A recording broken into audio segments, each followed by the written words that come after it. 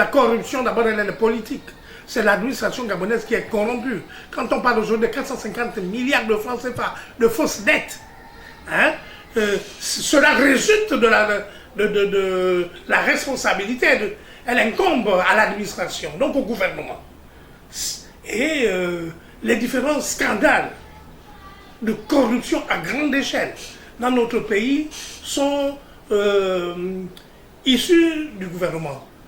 C'est le gouvernement qui est, n'est-ce pas, pointé du doigt. Beaucoup de responsables gouvernementaux sont mis en cause dans ces différents détournements de fonds, et le dernier de 450 milliards, parce que c'est une forme de corruption. Hein. Faire payer à l'État des fausses dettes, ces gens-là doivent être mis en prison. Quelle qu'en soit leur protection politique. Si on était dans un État vraiment sérieux, on devait, toutes ces personnalités, tous ces ministres ou premiers ministres, tous ceux qui sont impliqués dans dans ce grand crime financier.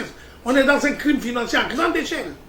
Faire payer à une république qui est déjà en difficulté, qui se bat tous les jours pour payer ses fonctionnaires. Le Gabon est obligé de s'endetter au coût le plus élevé parce qu'il faut payer impérativement les fonctionnaires.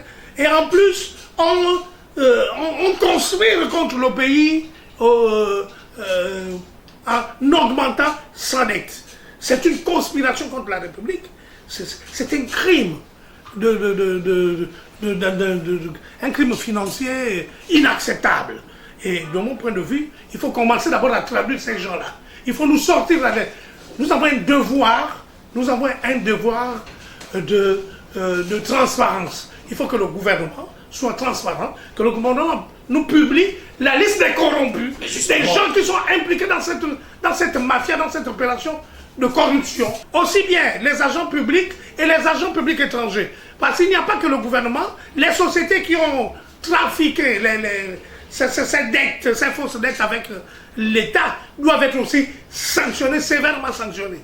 Donc les dettes doivent tomber aussi bien dans le secteur privé et dans le secteur étatique.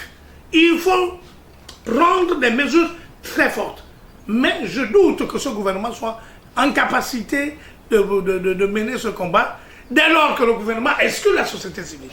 Dans la stratégie mondiale de lutte contre la corruption, la société civile est le principal acteur. Et nous avons Transparency International qui joue le rôle moteur.